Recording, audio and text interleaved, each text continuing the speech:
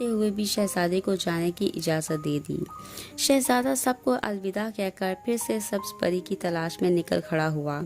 कई दिन के सफ़र के बाद वो उसी खानकाह में पहुंच गया जहां उसे एक बुजुर्ग मिले थे। जब शहजादा खानकाह पहुंचा तो वो बुजुर्ग अभी वहां मौजूद थे। उन्होंने शहजादे को सब्ज परी से मिलवाया था। शहजादे ने उन्हें तमाम राम कहानी सुनाई और उनसे एक बार फिर मदद मांगी। उसकी बातें सुनकर बुजुर्ग सोच में डूब गए। कुछ देर खामोश रहने के बाद वो उठे और अपनी खड़ामी पहनकर शहजादे को फिर उसी सब्ज शहर में ले गए जहाँ सब्ज दरिया बहता था और जिसके सब्ज महल में सब्ज परी मुकीम थी। जब वो सब्ज परी के पास पहुंचे तो वो कमरे में अकेली ही थी। उसे देखते ही शहजादा उसकी तरफ लपका और बोला, शुक्र है उस ज़ात का जिसने दोबारा मुझे तुमसे मिलवा दिया।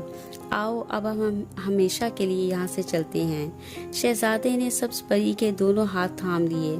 सब्ज परी बोली, मैं तो पहले बड़ी मुश्किल से तुम्हारे साथ चली गई थी। अब देव ने ऐसा जादू कर दिया है कि जो ही मैं इस महल से निकलूंगी तो इसे मालूम हो जाएगा। अब तो वो ज़्यादा देर के लिए मुझे अकेला भी नहीं छोड़ता। वो कुछ ही देर में वापस आ जाएगा। जब तक देव जिंदा है मैं तुम्हारे साथ नहीं जा सकती। सब्ज परी को इस बात का यकीन था कि वो मान भी गई तो भी देव ऐसा होने नहीं देगा। जब शहजादे ने सब्ज परी की बात सुनी तो उसका चेहरा मुरझा गया। बुजुर्ग भी उसके पास ही खड़े थे। उन्होंने शहजादे के सर पर प्यार से हाथ फेरा और कहा, मत रो बेटा, मैं तुझे एक सफोफ की 2 पुड़ियाँ देता हूँ। ये तेरे काम आएंगी। इन पुड़ियों को अपने पास रख ले। जब देव यहाँ आए तो तुम सुर्ख पुड़िया वाला सफूफ उसकी आंखों में डाल देना। इस तरह देव अंधा हो जाएगा। जब देव अंधा हो जाए तो तुम उसे वादा लेना कि बेनाई वापस आने पर वो सब्ज परी को रिहा कर देगा। ये जिन्नात अपने वादे का पास रखते हैं। जब वो वादा कर ले तो फिर पीली पुड़िया वाला सफूफ उसकी आंखों में डाल देना। इस तरह तुम्हारा काम हो जाएगा और देव भी कहीं और चला जाएगा।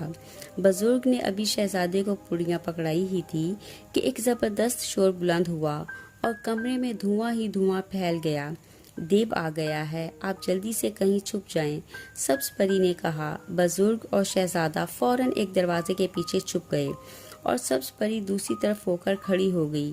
देव को महल में दाखिल होते ही इंसानों की बू आ चुकी थी। वो गुस्से में जो कमरे में दाखिल हुआ तो उसके सामने सब्ज परी अकेली ही खड़ी थी। अभी वो इधर उधर देखने के लिए मुड़ने ही लगा था कि शहजादा की दरवाजे की ओर से निकलकर उसके सामने आ गया और उछलकर उसकी आंखों में सुर्ख पुड़िया वाला सफूफ डाल दिया। जो ही सफूफ देव की आंखों में पड़ा तो उसकी बेनाई जाती रही और वो अपना सर पकड़कर बैठ गया। शहजादा उसके पास खड़ा था मगर देव तो बस अपनी बेनाई के खो जाने की वजह से सर पकड़े बैठा था। शहजादे ने कहा, ऐ देव, मैं तुझे मारने नहीं आया। तेरी मेरी कोई दुश्मनी नहीं है। तूने एक मासूम को अपनी कैद में रखा है, इसलिए तुझे ये सजा मिली है। देव ने कहा, अगर मुझे मेरी बेनाई वापस मिल जाए तो मैं इस मासूम को छोड़ दूंगा और वादा करता हूँ कि दोबारा किसी को जबरदस्ती कैद नहीं करूँगा। शहजादे ने देव से वादा लिया और फिर पीली पुड़िया से सफूफ निकालकर देव की आंखों में डाल दिया। अब जो देव ने आंखें मली तो उसे सब कुछ नजर आने लगा। उसने शहजादे और बुजुर्ग का शुक्रिया अदा किया और अपना जादू खत्म करने के लिए मंत्र पढ़ने लगा। यकदम आंधी आई और घुप अंधेरा छा गया। जब अंधेरा छट गया तो सब्ज महल, सब्ज दरिया, सब्ज शहर और देव सब कुछ गायब हो चुका था, जबकि मैदान में शहजादा और बुजुर्ग और सब्ज परी खड़े थे। सब्ज परी और शहजादा खुशी से झूमने लगे। शहजादा सब्ज परी और बुजुर्ग के हमरा दोबारा उस खानका में पहुंच गया। वहां पहुंचकर उन्होंने बुजुर्ग को अलविदा कहा और दोनों वतन वापस की तरफ रवाना हो गए। रास्ते में सब्ज परी ने शहजादे से कहा कि अब वो हमेशा उसके साथ रहेगी और उसके खानदान के अफराद भी जब चाहें उसे देख और मिल सकते हैं।